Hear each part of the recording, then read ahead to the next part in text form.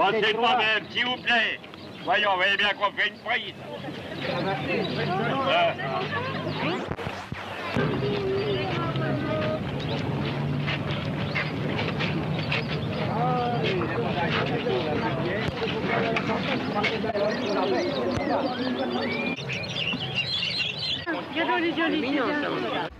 Sur l'île de la Cité à Paris, dans une ambiance art déco Eiffel, depuis 1861 se tient le marché aux oiseaux, le repère des passionnés. Nous suivons ces dernières heures.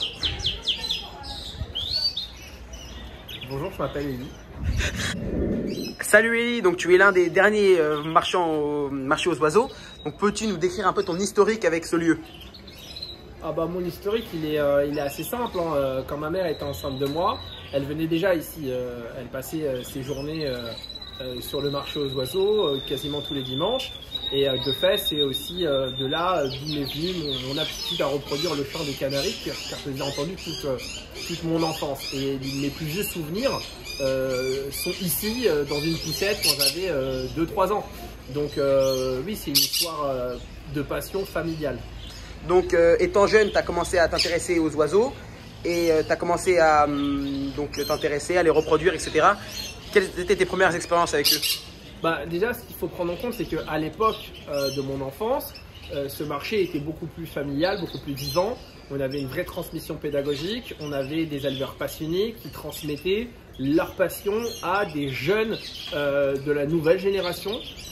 Et c'est ce qui a créé une vocation chez moi et qui m'a poursuivi toute mon enfance, toute mon adolescence, et c'en est devenu une activité aujourd'hui. Mais même si on pourrait le considérer comme une entreprise, à mon sens, c'est plus un passe-temps à temps complet. Donc tu as commencé à venir dans ce lieu en quelle année à peu près? Ah bah, assidûment. Aux alentours des 91 quoi, puisque j'en ai 31, donc c'est autour de 1991 quoi. Pourquoi c'est important ce que tu veux dire? Bah oui, mais parce que... Alors, en quoi le marché aux oiseaux est important aujourd'hui? Bah, aujourd'hui, en l'état actuel des choses, le marché aux oiseaux, il est quasiment annihilé. Par contre, en termes d'intérêt public, le fait de redonner vie à un tel lieu a une importance capitale, parce que c'est l'un des rares lieux de la capitale où on peut encore se procurer des animaux, et on a aussi un devoir de transmission intergénérationnelle. Moi-même, j'ai été l'héritier de cette transmission qui m'a été léguée par nos anciens. Aujourd'hui, on est sur le déclin et on a une dichotomie considérable entre le vivant et l'humain. Et donc on est à une génération ultra numérisée, certes, mais au final, la majorité des jeunes de nos générations, les 12-25 ans, ils ont très peu de liens avec le vivant. Et c'est pas forcément très sain à l'échelle d'une civilisation, parce que ça fait à terme des humains déconnectés du vivant. Et les humains déconnectés du vivant prennent des décisions très néfastes pour notre planète. Donc c'est quand même bien de conserver un lieu. Certes, il y a des problématiques, mais il faudrait plutôt essayer de trouver les causes de ces problématiques. Et une fois qu'on aura élucidé les causes, les effets disparaîtront. Mais voilà, ça ne justifie pas la fin d'un marché public. Alors maintenant, quelles vont être les conséquences de la fermeture de ce lieu? Ah bah, les conséquences, en fait, elles sont multiples, parce que ça laisse dans un désarroi le plus total de très nombreux Parisiens, et pas que des Parisiens, puisqu'on a aussi des gens qui étaient attachés à ce lieu, qui étaient Parisiens, qui maintenant ne le sont plus, et qui seront affectés par la fermeture du lieu. Ils aimeraient, tout comme eux ont eu la chance de le découvrir dans leur enfance, d'avoir la possibilité de le faire également découvrir un jour à leurs petits-enfants.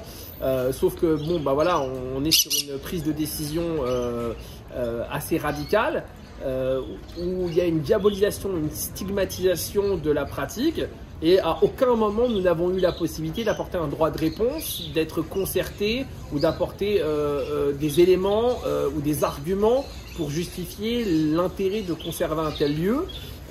Donc c'est aussi une méthode qui est quand même assez critiquable. C'est légal, mais ce n'est pas forcément ni éthique ni moral, et c'est assez dommageable qu'on ait pris en considération uniquement une association, dont pas Zoopolis, mais qu'on n'a jamais eu nous la possibilité de s'exprimer sur le sujet. Donc comment feront les Parisiens pour se procurer un oiseau de compagnie de qualité? Comment feront les Parisiens pour se procurer des aliments et des accessoires pour leurs animaux de compagnie? bon bah voilà, on va encore retourner sur une solution numérisée où vous allez aller sur des sites internet et vous allez commander votre canari en ligne et vous allez le recevoir sans jamais l'avoir vu, en n'étant jamais sûr de l'état dans lequel il va arriver chez vous. Et pareil pour vos accessoires, donc c'est aussi une manière directe et indirecte de s'en prendre à tous les petits commerces parallèles de la capitale, que ça soit le marché aux oiseaux ou que ça soit les bouquinistes ou les marchés parallèles, quoi. Ça fait 45 ans que je suis à Paris, je connaissais le marché aux fleurs, un jour je me suis promenée là, puis un dimanche, après quelques années quand même, j'ai découvert ce marché aux oiseaux, j'ai trouvé que ça avait un charme fou, aussi bien les fleurs, aussi avec les oiseaux, j'étais émerveillée. Si bien que maintenant, depuis à peu près tous les ans ou tous les 2 ans, je viens, je passe une demi-heure, 3/4 d'heure, 1 heure, à rien que la regarder, je ne peux pas avoir d'oiseaux chez moi. Et j'avais vu une fois, il y a 4-5 ans, un oiseau qui était comme un arc-en-ciel, je ne sais pas, il était quand même un peu comme ça. Il avait toutes les couleurs de l'arc-en-ciel, du bleu, du jaune, du vert. Il était beau, je regardais longtemps. Et puis après, je suis revenue, j'en ai pas revu pareil. J'ai oublié le nom, il avait un nom. Loriquet. Loriquet peut-être, ou conure... Je ne sais plus. Alors moi, j'avais été émerveillée. Conure molinae peut-être. Parce qu'il y avait vraiment toutes les couleurs. Il y en a beaucoup qui sont très colorés, mais comme ça, des oiseaux. C'est un lieu de promenade ici. Oui, alors moi, Du dimanche, tout simplement. Oui, mais quand on est à Paris, on a quand même parfois pas mal d'activités. Mais je sais qu'au moins une fois par an, ou une fois tous les 2 ans, mais au moins. Moi je viens, venez voir les oiseaux. Et puis le charme que ça peut avoir, d'abord il y a ces verrières, il y a la proximité des fleurs, tous les oiseaux, les chants, les couleurs. Alors j'avais préparé mon appareil photo, j'ai pas chargé mon appareil photo avant-hier pour prendre des photos, et puis bon, tant pis, ils sont dans mon cœur, ils sont dans mes yeux. Alors chez moi maintenant, il y a un oiseau quand même, c'est un ararona. Ah bon, vous avez un ararona? C'est une photo. Ah oui, d'accord. Je l'ai vu à cause des couleurs. Et moi, que j'avais vu l'arc-en-ciel, il était extraordinaire. Et même les autres, même les petits moineaux, mes préférés, c'était les petits moineaux. Parce que quand je suis arrivée à Paris, j'avais un balcon, j'avais beaucoup de petits moineaux. On n'en voit plus. Ah non, on en entend et on en voit un peu gare de l'Est. Ah oui? Parce qu'ils ont des bruits de croissants. Sont rarissimes. Il y en avait beaucoup. Ah oui, il y en a beaucoup. Alors j'avais même mis des graines sur mon balcon pendant ça durait pendant 1 mois, 2 mois, 3 mois, puis sont arrivés des pigeons. Il y en avait beaucoup. Et alors ce que j'aimais par-dessus tout aussi à Paris, c'était j'étais au 8e étage longtemps. Je